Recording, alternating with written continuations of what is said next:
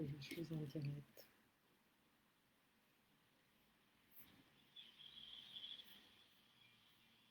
Ah, ça y est.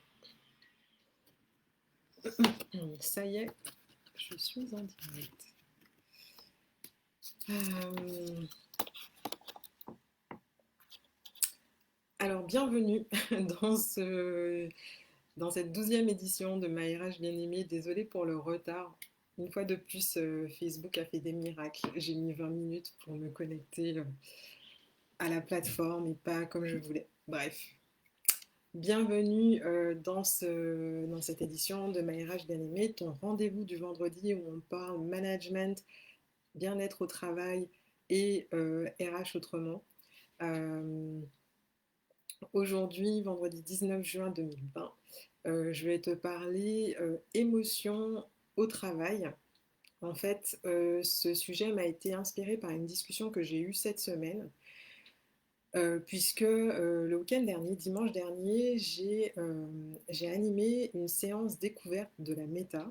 Et donc, dans le cadre, enfin, suite à cette matinée, j'ai fait un débriefing avec les deux participantes et l'une d'entre elles m'a posé la question, mais à quoi ça sert les émotions? À quoi ça sert de vivre ces émotions, en particulier des émotions négatives?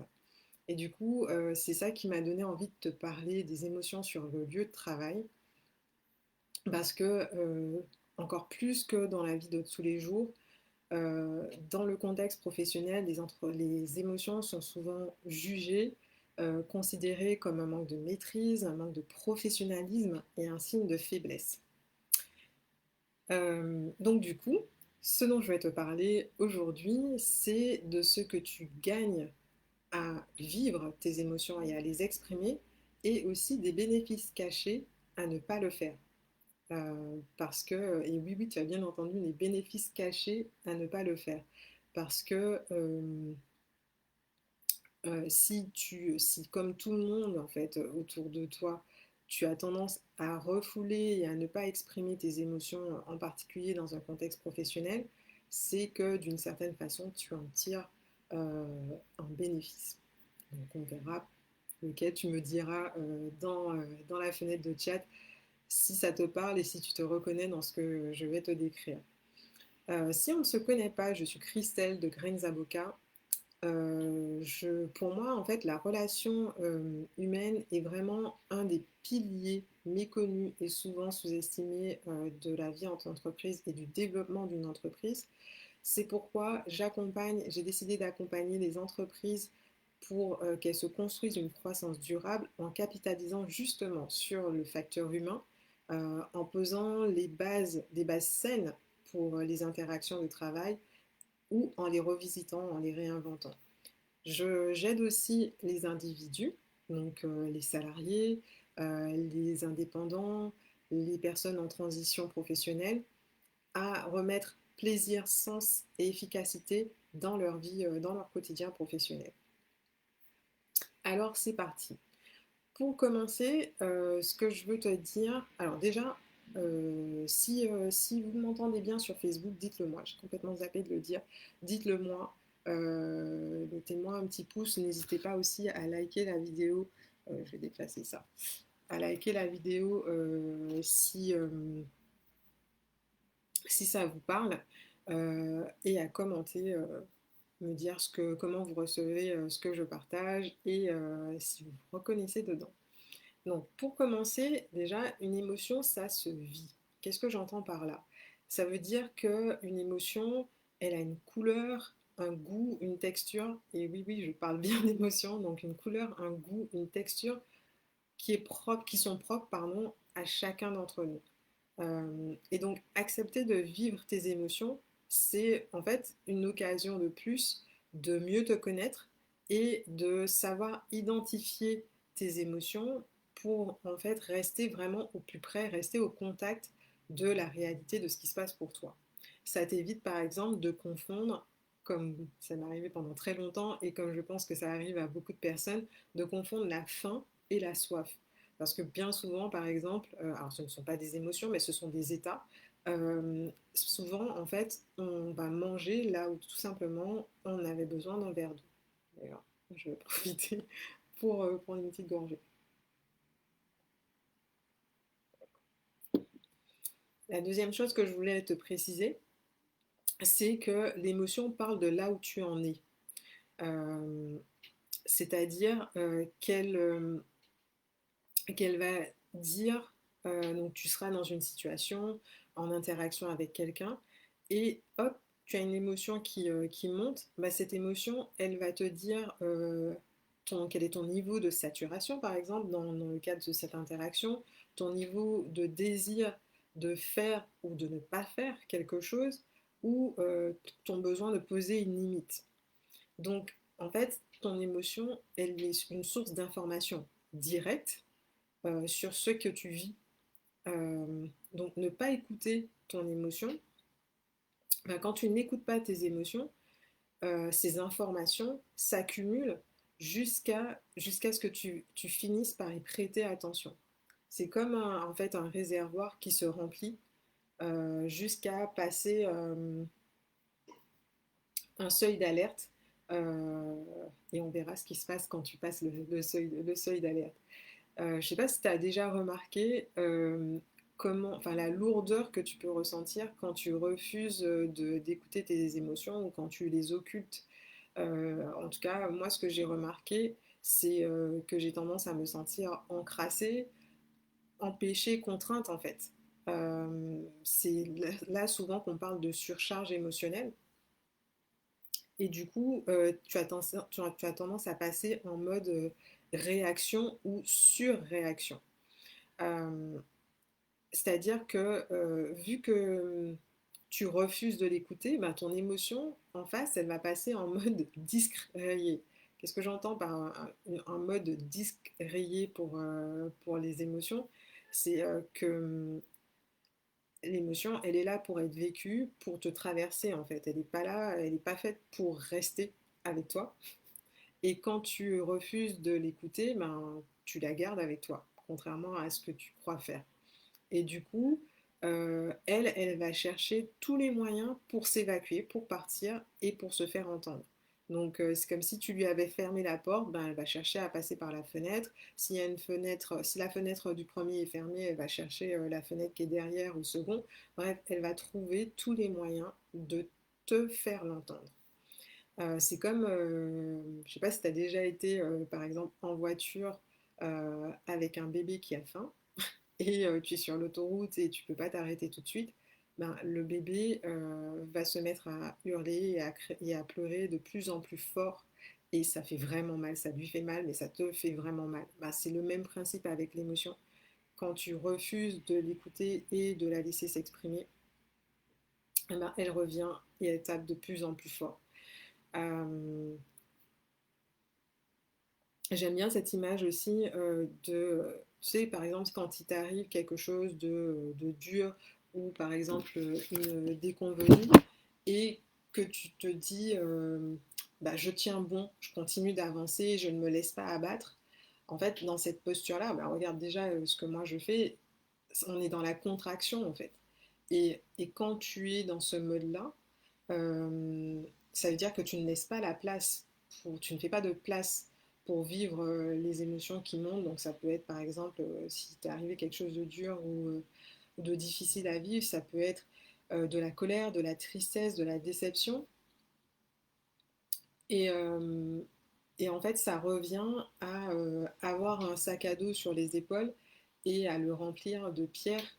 Et du coup, ben, quand tu te dis oui, je continue d'avancer, mais en fait non, ou en tout cas très lentement. Donc il n'y aura pas il y a pas de surprise au fait que tu avances aussi lentement, puisque tu es en train de mettre des pierres dans ton sac et ça te ralentit, quoi.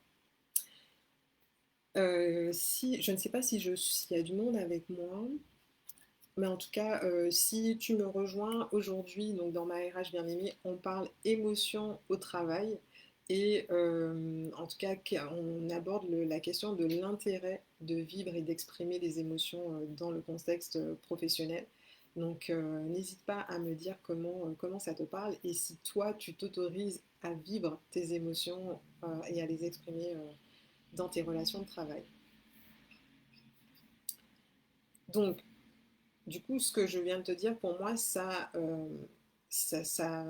met le focus sur deux choses. La première chose, c'est que vivre une émotion, ça te permet de t'alléger, de te simplifier la tâche. Si tu reprends l'image du sac à dos, ben, plutôt que de mettre des pierres enfin, ça t'évite de mettre des pierres dans ton sac à dos, quoi. Donc, cette idée d'être plus léger. Par contre, je n'ai pas dit que ça te facilite la tâche. J'ai dit que ça simplifie les choses. Euh, Au contraire, en fait, les, euh, vivre ton émotion, c'est plus simple parce que tu te connais mieux et tu es au plus près de ce qui se passe pour toi. Mais ça ne veut pas dire que c'est plus facile dans le sens où il faut quand même une bonne dose de courage pour aller regarder en face ce qui se passe pour toi et accepter d'exprimer euh, en toute simplicité en fait ce qui se passe pour toi et qui tu es du coup avec ça. La deuxième chose qui ressort, c'est que vivre ton émotion, ça t'évite d'être dans la réaction. Donc, j'en ai parlé tout à l'heure. Si je prends un exemple, euh, l'exemple d'un manager qui est frustré par les résultats de son équipe ou qui est inquiet pour son avenir dans l'entreprise et qui du coup va se comporter comme un dragon et sera exécrable, intransigeant, va hurler sur ses collaborateurs, etc. Et en fait, en faisant ça, il projette en fait son émotion, donc frustration ou angoisse, donc il projette son émotion sur son équipe au lieu de la visiter et de la ressentir, tout simplement. Euh, donc vivre ton émotion, ça te permet déjà de prendre du recul. On a dit, enfin je t'ai dit que ça te permettait de mieux te connaître et d'être au plus près de ce qui se passe pour toi, mais ça permet aussi, une fois que tu as fait ça, tu peux ensuite prendre du recul et poser des actions qui sont éclairées et ajustées par rapport à ce que tu vis, à qui tu es et ce que tu veux en fait. Si on fait le parallèle avec ce manager qui est angoissé ou frustré, plutôt que de hurler sur ses collaborateurs, ben, peut-être qu'en prenant du recul, il se rendrait compte qu'il faut qu'il agisse de telle ou telle façon et que ça pourrait faire redescendre à la fois son stress et ouais, faire redescendre à la fois son stress et le faire gagner en efficacité dans son rôle de manager.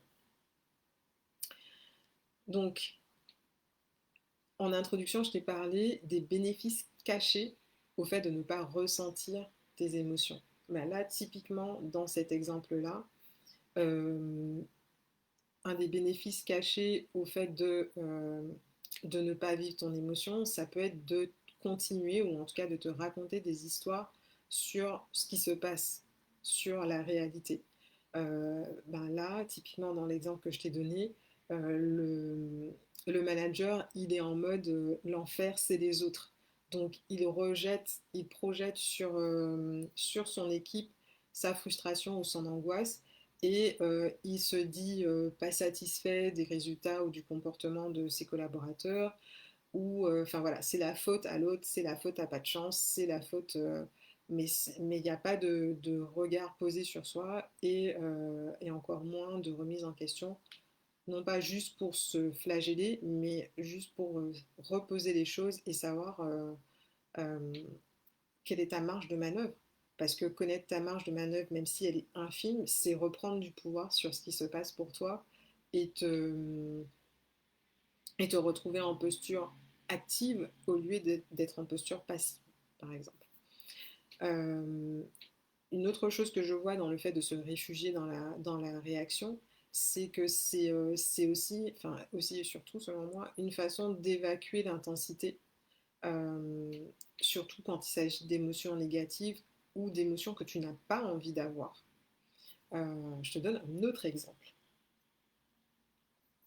Euh, Si par exemple tu as une collègue qui obtient une promotion, une collègue que tu apprécies, elle obtient une promotion. Si tu es dans la réaction, tu peux tu peux te dire, enfin, et tu as envie cette collègue, j'ai oublié de préciser. Donc si tu passes en mode réaction, tu peux par exemple la snober pour lui faire payer en mode oui, bah, tu n'es plus comme moi, tu ne fais plus partie du groupe, voilà.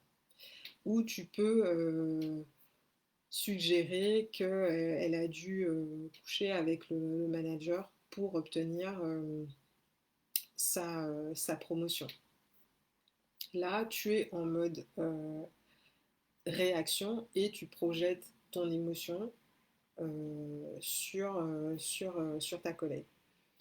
En revanche, si tu décides d'aller regarder cette émotion, donc tu vas ressentir l'envie et du coup tu verras, en sachant que c'est pas une émotion qu'en général on a envie de ressentir, ni une émotion qui m'est particulièrement à l'aise. Bref, donc tu plonges dans cette émotion-là et en regardant ce qui se passe pour toi, tu te rends compte que tu ressens ça parce que toi aussi tu as envie d'évoluer professionnellement. Donc déjà, c'est une première étape. Si tu continues, peut-être que tu vas te rendre compte que au final, tu n'as rien mis en place pour pouvoir évoluer. Et ça pique en fait. C'est dur de te regarder en face et de te dire ben, j'ai envie de ça, j'ai envie de la même chose qu'elle, mais moi je n'ai rien mis en place pour l'obtenir. Et du coup, ça te met en posture de pouvoir te demander ben, qu'est-ce que je fais de ça, comment je m'en saisis et qu'est-ce que je peux mettre en place maintenant que j'ai pris conscience de mon désir d'évoluer professionnellement, qu'est-ce que je peux mettre en place pour aller vers ça plutôt que de lancer des rumeurs sur la vie sexuelle de ta collègue. Euh, et en fait, je pense que c'est particulièrement difficile de se laisser traverser par les émotions et de les exprimer quand on est dans un contexte professionnel parce que on a cette idée, cette croyance en entreprise que on est là en fait, ça c'est pas une croyance, on est là pour fournir une prestation, mais du coup, et c'est là la croyance, que du coup, seules nos compétences ont le droit de citer. Donc d'un côté, en nous, il y a les compétences et les émotions. Donc les émotions, on les laisse à la porte quand on rentre, quand on arrive au bureau, et on garde avec nous dans notre cartable que les compétences.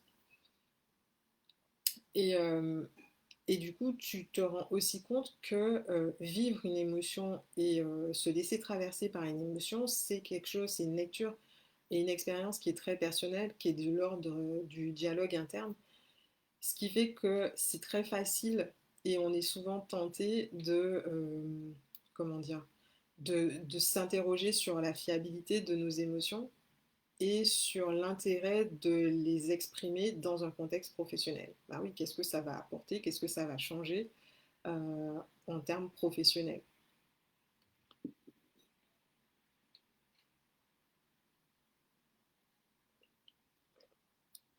Je regarde s'il y a du monde, je vois, je sais pas, en plus je connais pas trop l'interface, je ne sais pas trop où voir ça. Bon. Euh,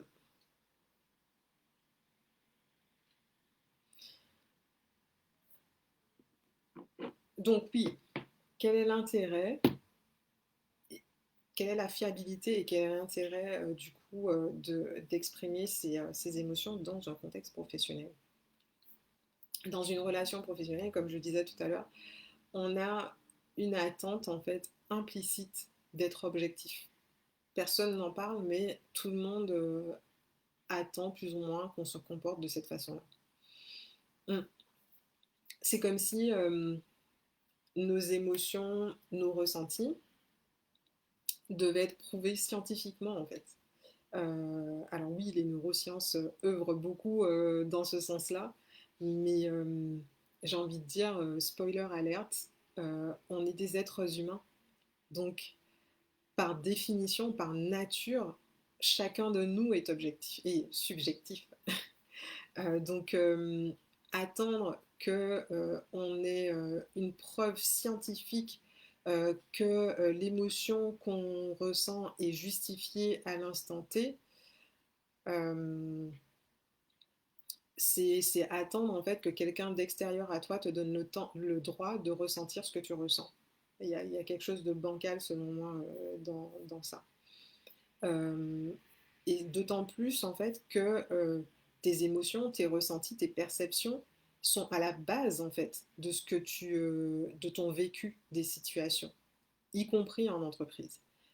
Donc en fait, ce sont tes émotions, tes ressentis, tes perceptions qui vont conditionner, qui vont oui, déclencher ton niveau d'engagement, ton niveau d'implication, ton niveau de persévérance, ton niveau de créativité dans ton activité professionnelle. Donc te couper de ça, c'est aussi te couper d'un carburant précieux et d'un indicateur précieux également pour ta vie professionnelle et du coup pour ta performance professionnelle. Et c'est la même chose quand tu tombes dans le travers inverse, c'est-à-dire donc ok j'exprime mes émotions, mais avec une authenticité, ouais, une authenticité euh, aseptisée. Je pense notamment à la communication non violente.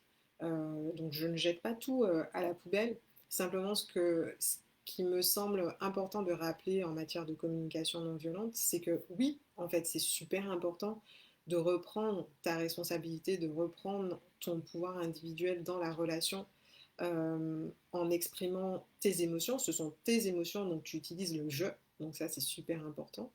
En revanche, avec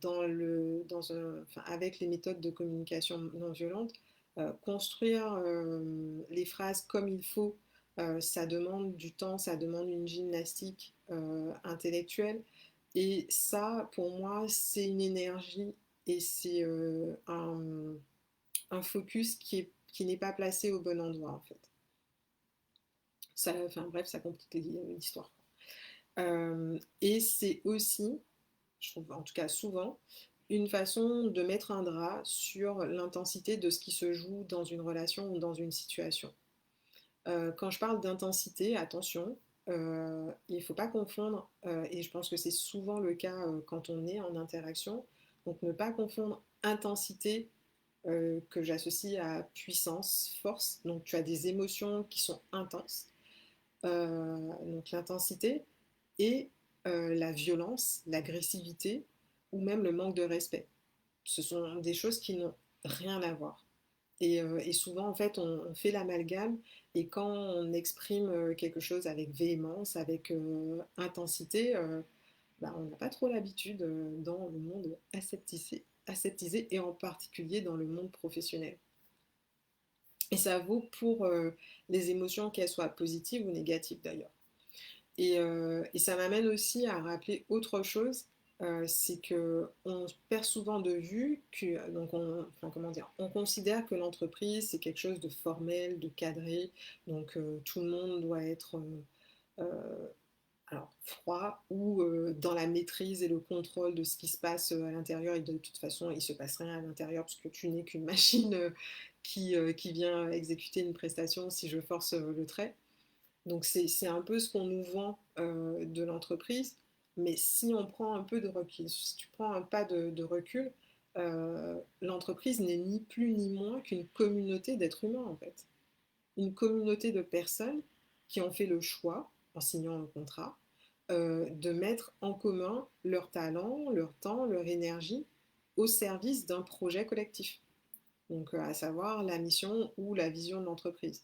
Donc une entreprise, c'est une communauté d'êtres humains, une communauté humaine. Donc par définition, une entreprise a une culture, une entreprise a des codes, elle se comporte également comme un être humain si on la prend en tant qu'entité.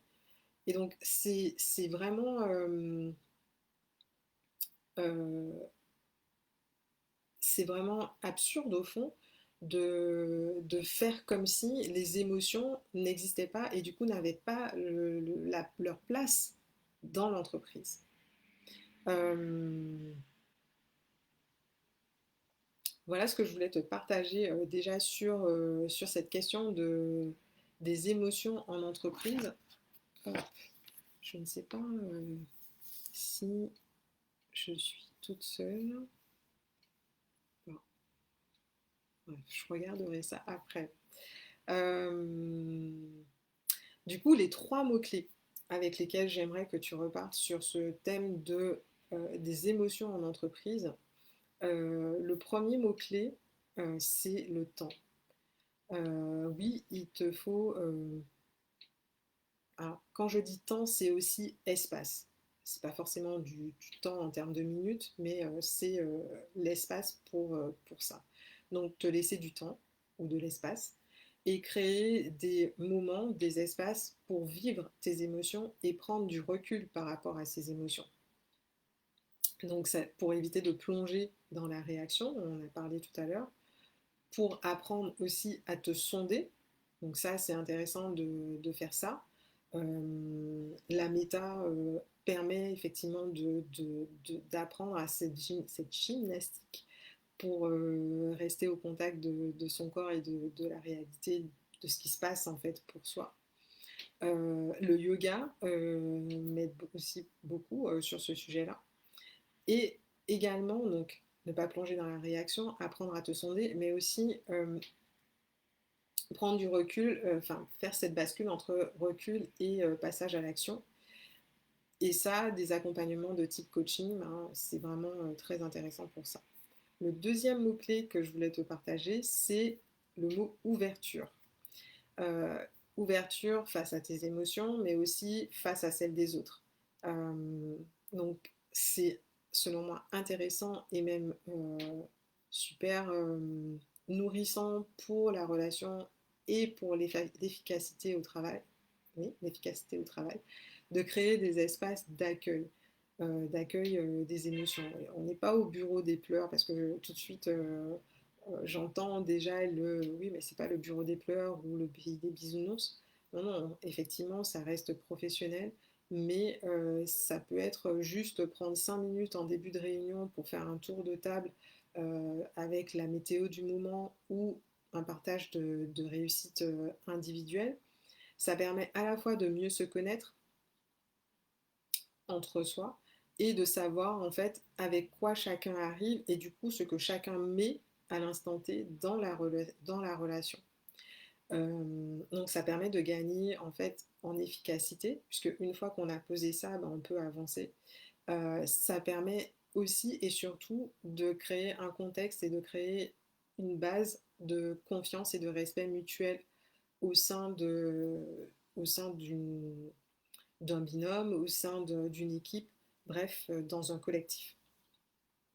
Le troisième mot-clé, c'est le mot entraînement. Entraînement, oui, c'est-à-dire accepter de t'y prendre comme un manche au début, accepter de te sentir mal à l'aise et surtout accepter de faire malgré toutes les voix jugeantes que tu vas pouvoir entendre. Parce que en fait, en faisant ça, tu t'autorises à te tromper. Et en t'autorisant à te tromper, ça veut dire que tu te donnes le droit de t'améliorer aussi. Parce qu'on voit souvent l'erreur ou le je me suis trompé, mais quand tu fais ça, ça te permet de recommencer et d'apprendre de ton erreur pour faire mieux ensuite. Donc t'autoriser à te tromper, c'est aussi te donner le droit de t'améliorer et donc de réussir par la suite. Et du coup, en te donnant cette autorisation-là, tu donnes le droit aussi aux autres de faire de même. Donc, dans le cas d'un manager, se, accepter de se montrer vulnérable, accepter de reconnaître ses erreurs face à son équipe, ça n'a rien de facile, ça demande énormément de courage et de, oui, c'est ça, de courage et de force de caractère. Mais derrière, ça donne le droit à ton équipe, en fait, de faire de même et de mettre quelque chose qui est de l'ordre de l'authenticité ou de la transparence, de l'honnêteté dans vos relations de travail. Et ça, selon moi, c'est une base qui est extrêmement importante dans une perspective de relations professionnelles de qualité durable. C'est aussi, par exemple, pour un collaborateur, demander à prendre la main ou dans le cas d'un manager, laisser un collaborateur prendre la main pour animer une réunion d'équipe, quand ce collaborateur-là a une échéance importante qui approche, par exemple, il va devoir animer il a un rendez-vous extrêmement stratégique avec un client important qui approche, eh bien, en fait, lui laisser cet espace d'entraînement euh, ben, pour qu'il puisse oui, s'entraîner dans un espace sécurisé, ben, c'est de cet ordre-là. Voilà ce que je voulais te partager. Je ne sais pas comment tu reçois ça. Dis-le moi en commentaire, n'hésite surtout pas. Que ce soit en direct, là tout de suite, je vois que je ne suis pas seule, j'ai enfin trouvé comment regarder, ou par la suite, n'hésite pas à me le mettre en commentaire. Moi, je me ferai, comme d'habitude, un plaisir d'y répondre ensuite. Voilà, je vais attendre un petit peu.